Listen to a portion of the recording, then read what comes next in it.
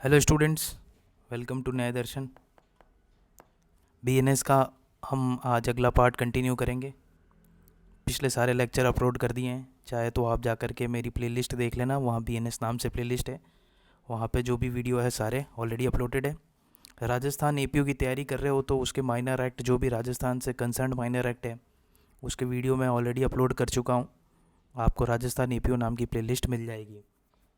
Channel पर नए हो तो मैं आपको बता दूँ, इस पर मैं रेगुलरली जो भी वैकेंसी से रिलेटेड अपडेट होता है वो, या किसी भी प्रकार की लॉ से रिलेटेड कोई भी इंफॉर्मेशन आती है, मैं अपडेट करता रहता हूँ। तो आप चाहे तो जा कर के देख सकते हैं। ओके, अब देखो अगले चैप्टर पे आते हैं, कॉजिंग मिस कैरेज एट्सेट्रा। अब ये जो सेक्शन है ना मिस कैरेज वाला, 88 से कहाँ तक है? 88 से 92 तक हमको दे रखा है। ये मिस कैरेज के बारे में बता रखा है आईपीसी में। बहुत ज़्यादा डीपली इसमें कवर्ड नहीं है। ओके, और आप मेरे से पूछोगे सर ये इम्पोर्टेंट है क्या बहुत ज़्यादा? तो मैं बोलूँगा नहीं, ज़्यादा इम्पोर्टेंट नहीं है। ओके, देखो पर आजकल क्या है ना, क्वेश्चन पेपर कैसे बनते हैं, अगर किसी एग्जामिनर को क्वेश्चन पे रिपीट नहीं करने हैं, या तो देखो रिपीट तो वही आपको दे देंगे नॉर्मल सा जो प्रिलिमिनरी के पेपर में आता है, मर्डर, कल्पेबल, होमोसाइड, ठीक है, जनरल एक्सेप्शंस, प्राइवेट डिफेंस, उससे क्वेश्चन उठ के आ जाएंगे। लेकिन अगर किसी एग्जामिनर ने ठान लिया नहीं मुझे क्वेश्चन पेपर टफ सेट करना है, तो फिर ये जो अनसेड चीज़ें हैं ना, जिनको कोई हाथ नहीं लगाता है, वो आपको उठा करके देगा। ऑफेंसेस रिलेटेड टू कॉइन, फिर क्या करोगे? तो इनको एक दो बार तो आपको पढ़ना ही पड़ेगा। पढ़ जाओगे तो कॉन्फिडेंस डेवलप हो जाएगा। अब देखो क्या इनको डिटेल में पढ़ना है, तो मैं एडवाइस दूंगा इनको, इन पे आप ज़्यादा टाइम बर्बाद मत करना, ज़्यादा डिटेल में मत पढ़ना। देखो थोड़ा सा स्मार्ट काम करना, जहाँ सेक्शंस पढ़ने होंगे ना डिटेल में, मैं आपको ऑलरेडी बता दूंगा कि कहाँ से पढ़ना। अब देखो कुछ थोड़ा सा स्मार्ट वर्क करना, काम आसान, देखो मैं आपके लिए काम आसान करके लाया हूँ पूरा।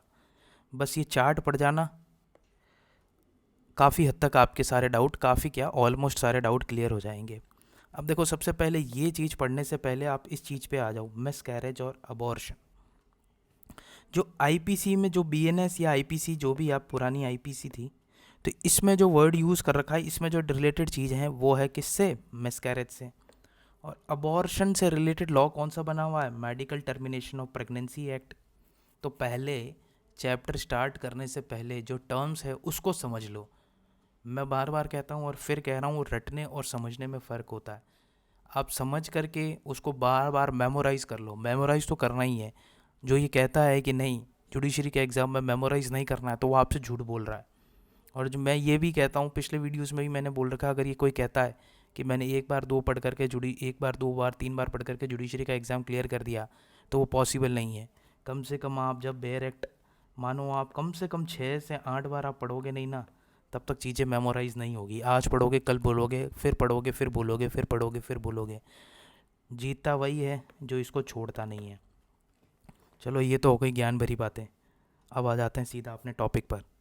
देखो मिसकैरेज बीएनएस में है और मेडिकल टर्मिनेशन ऑफ प्रेगनेंसी में अबॉर्शन है। ओके, अब देखो मिसकैरेज क्या होता है?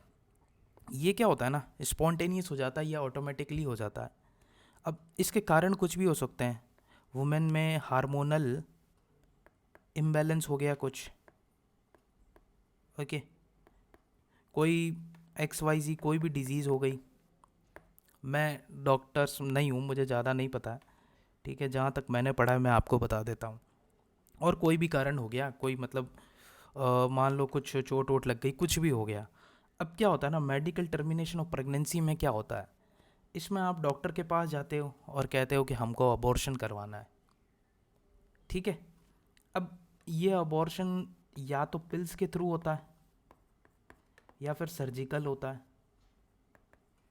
I hope you are getting it. Okay, तो अभी अपने तो सिलेबस में सिर्फ यही है, मतलब अभी हम इसी के बारे में पढ़ रहे हैं। ये जब एमटीपी पढ़ेंगे, मेडिकल टर्मिनेशन ऑफ प्रेगनेंसी, तब वो देखा जाएगा। तो देखो अब आ जाते हैं अपने काम के मुद्दे पे, सीधा सेक्शंस पे। अब देखो मैंने इसको दो पार्ट में डिवाइड कर दिया मिसकैरेज वाले चैप्टर को, विमेन और चाइल्ड। आपको भी थोड़ा सा स्मार्ट वर्क करना है, ऐसे ही नोट्स बनाना। अब देखो सेक्शन 88, 89, 90, ये तीन विमेन से रिलेटेड, चाइल्ड से रिलेटेड 91, 92। अब ये देखो विमेन का क्या है, miscarriage with the consent of a women.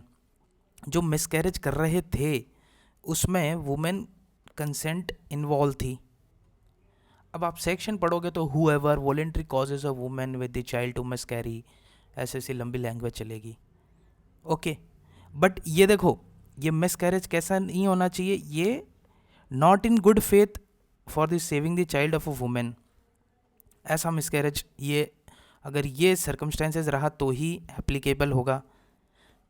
Okay, अब ये देखो मैंने शॉर्ट में मार दिया सबको, ये भी आप भी ऐसे चार्ट बनाना और ऐसे ही याद करना, क्योंकि आप इसका आना पूरी लैंग्वेज मुझे भी पता, आप याद करके नहीं जाओगे, आप क्या कोई भी नहीं करता, 90% लोग नहीं करते हैं। अब देखो miscarriage without the consent of women, miscarriage करवा रहे हैं लेकिन उसमें वुमेन का उसका कंसेंट इन्वॉल्व नहीं है। ओके, अब 90 में मिसकैरेज करते समय वुमेन की डेथ हो गई, तो ये 3 सर्कमस्टांसेस है, 88, 89, 90। अब तीनों का ये पनिशमेंट ये याद कर लेना, सीधा लिख दिया है मैंने। यहाँ देख लेना, एक इसमें 2 पनिशमेंट है इस वाले पार्ट में, up to 10 years and fine एक ये, if done without the consent of women then LI का मतलब लाइफ इम्प्रिजनमेंट, और up to 10 years and fine. Clear, आगे बढ़े, आगे बढ़ेंगे ही। अब क्या कर सकते हैं, आपको नहीं समझ में आया तो मैंने तो बहुत आसान शब्दों में यहाँ लिख दिया है। अब देखो चाइल्ड से related, preventing child from being born alive और causing it to die after birth. आप कुछ ऐसा एक्ट कर रहे हो जिससे कोशिश कर रहे हो कि जो बच्चा हो वो अलाइव पैदा ना हो, या फिर उसको आपने ऐसा एक्ट कर दिया कि वो जन्म के बाद ही मर जाए। ओके, और ये गुड फेथ में नहीं था काम, तब उसकी पनिशमेंट ये रहेगी। अब आता है 92 पर, causing death of a quick unborn child by act amounting to culpable homicide. अब क्विक अनबॉर्न चाइल्ड क्या होता है, देखो क्विक चाइल्ड किसको बोलते हैं, जो चाइल्ड हो, जो मदर का जो वूम्ब होता है उसमें एडवांस स्टेज तक उस चाइल्ड का डेवलपमेंट, जो वूम्ब का डेवलपमेंट है एडवांस स्टेज तक पहुंच चुका है, जहाँ पे आप मतलब उस जो फीटस में जो भी था उसका आप मूवमेंट फील कर सकते हो। ओके, तो ये कहलाता है क्विक चाइल्ड, जो अभी तक पैदा नहीं हुआ, तो अनबॉर्न, क्विक अनबॉर्न चाइल्ड। अब देखो ये जो भी चाइल्ड है ना, ये चाइल्ड कितने साल का है, आप सेक्शन 2 मत भूल जाना, सेक्शन 2 का 3 वहाँ क्या कह रहा है, चाइल्ड मीन्स बिलो 18 ईयर्स। तो जहाँ अनटिल अनलेस आपको एक्सप्रेसली नहीं बोला जाए child of 12 years, child of 18 years, child of 12 years, 16 years तक, तो आप ये प्रज्यूम मान के चलोगे 18 ईयर्स चाइल्ड, जहाँ जहाँ दे रखा है। ओके, अब इस केसेस में देखो ये चाइल्ड, इन केसेस में क्या है, ये वाला चाइल्ड, यहाँ पे आप कॉमन सेंस लगाओ, यहाँ पे पैदा जो नहीं हुआ उस वाले चाइल्ड के बारे में बात कर रहे हैं, यहाँ पे मत लगा देना 18 ईयर्स, 18 ईयर्स का कैसा बच्चा पैदा होता है ठीक है अब देखो 92 पर आते हैं, मैंने आपको इसका मतलब समझा दिया, कोई unborn child up to 10 years. Okay, ये पार्ट तो क्लियर हो गया आपका। अब आ जाते हैं सीधे अगले पार्ट पर, ऑफेंसेस अगेंस्ट चाइल्ड। अब इसमें आपको कोई चार्ट वार्ट नहीं बनाना है, ठीक है, सीधे आपको क्या करना है, डायरेक्ट पढ़ना है। अब जो इम्पोर्टेंट चीज़ है ना मैंने हाईलाइट कर दी है, देखो इन पे फोकस रखना और पढ़ते जाना। क्या इनमें से कोई इम्पोर्टेंट चीज़ है, जो इम्पोर्टेंट होगा मैं आपको बता दूंगा। ज़्यादा क्वेश्चन नहीं आते हैं, ये जो पूरा पार्ट है ना 88 से 99, इसमें प्री के ही क्वेश्चंस बनते हैं। ऑल राइट, देखो एक्सपोजर और abandonment of a child under 12 years of age, मैंने आपको कहा ना चाइल्ड 18 मान कर चलना, अब यहाँ से वो शुरू हो जाएगा। इसने स्पेसिफिकली कह दिया कि 12 ईयर्स में ही हम मानेंगे इस सेक्शन के लिए। ओके ठीक है, मान लेंगे, हमको क्या है, बाय पेरेंट और a person having care of it. अब देखो क्या होता है ना, आपने भी न्यूज़ सुनी होगी, बहुत ईजी सेक्शन है कि किसी क्या करते हैं पेरेंट्स, कोई भी चाइल्ड होता है जिनको उनकी केयर नहीं करनी होती है तो उसको कहीं पर भी जाके छोड़ देते हैं जंगल में, या डंप कर देते हैं। तो बस ये वही सेक्शन है।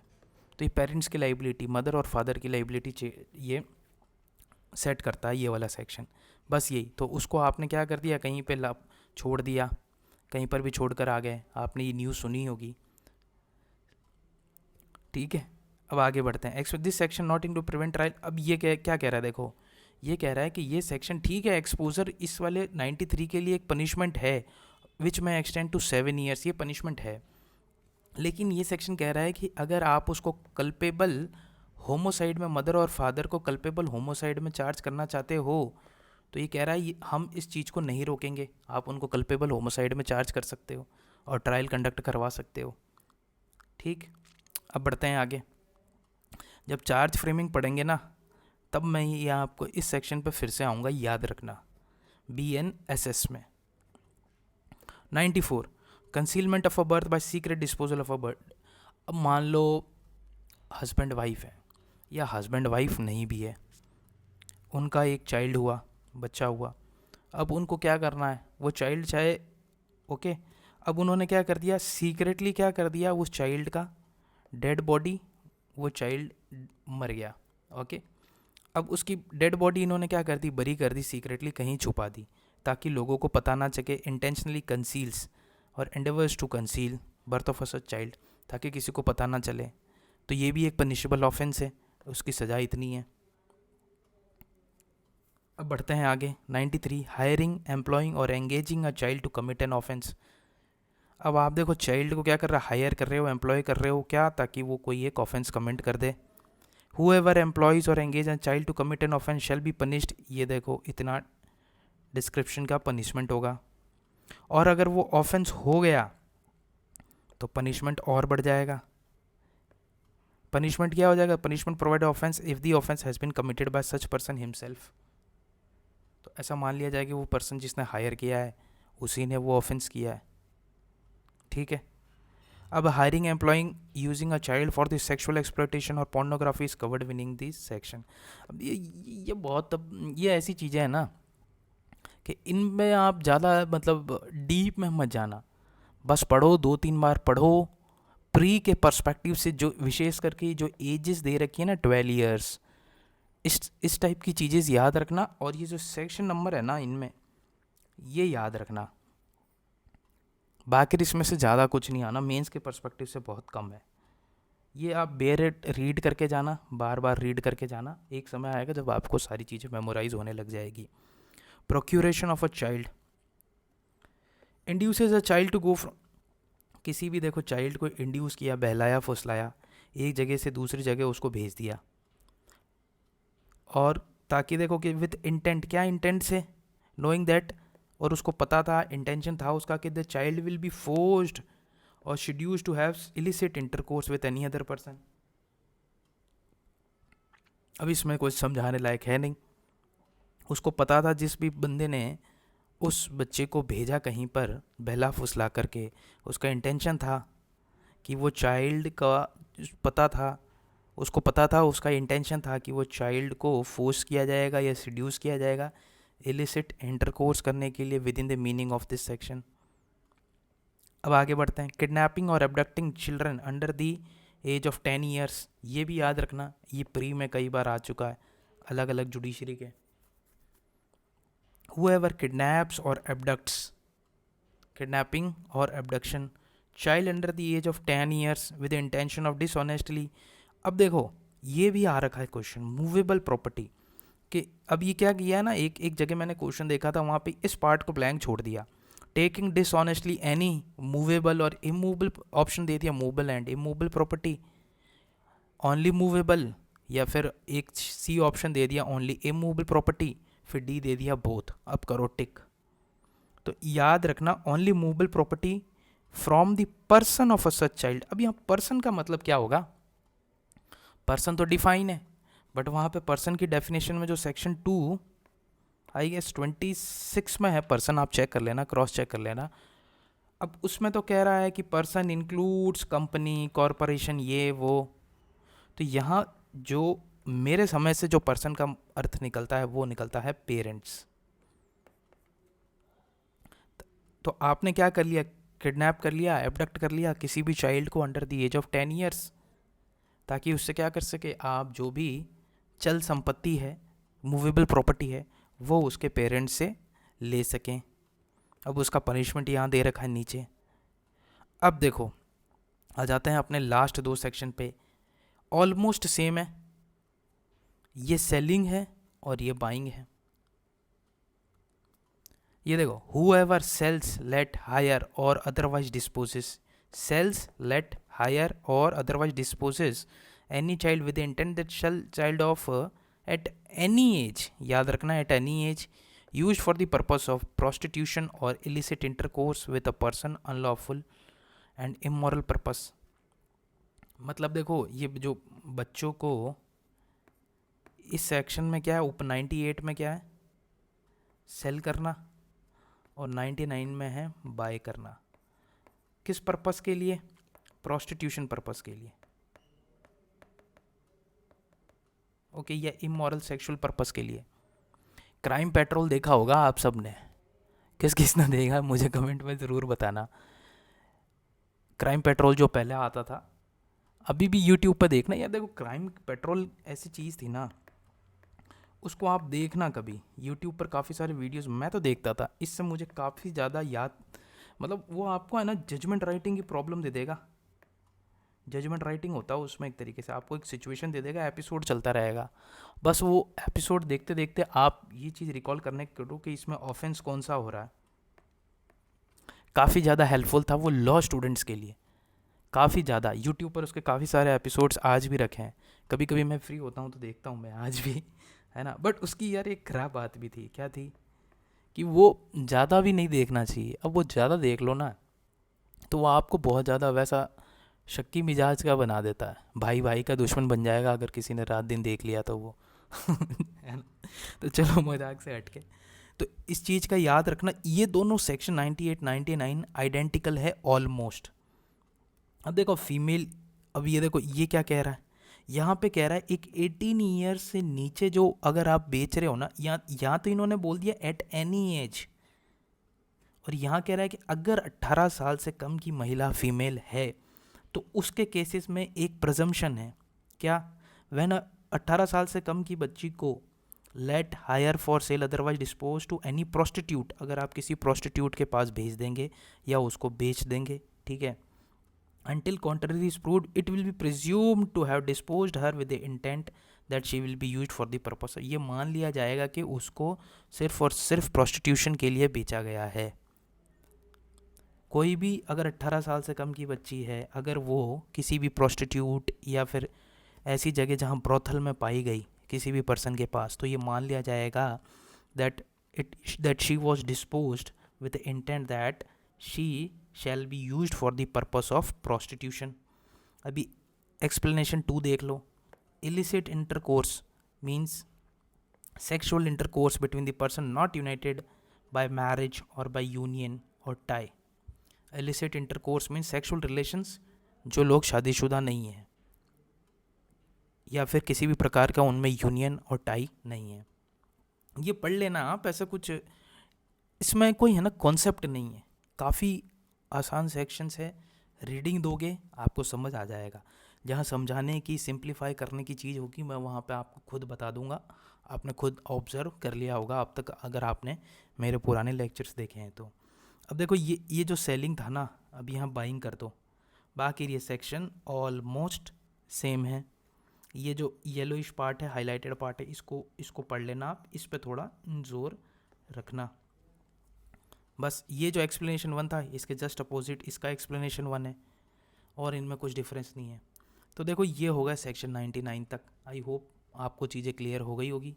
तो ये आपको कुछ इस हिसाब से पढ़ना है, ये चार्ट मत भूलना। चलो गुड बाय।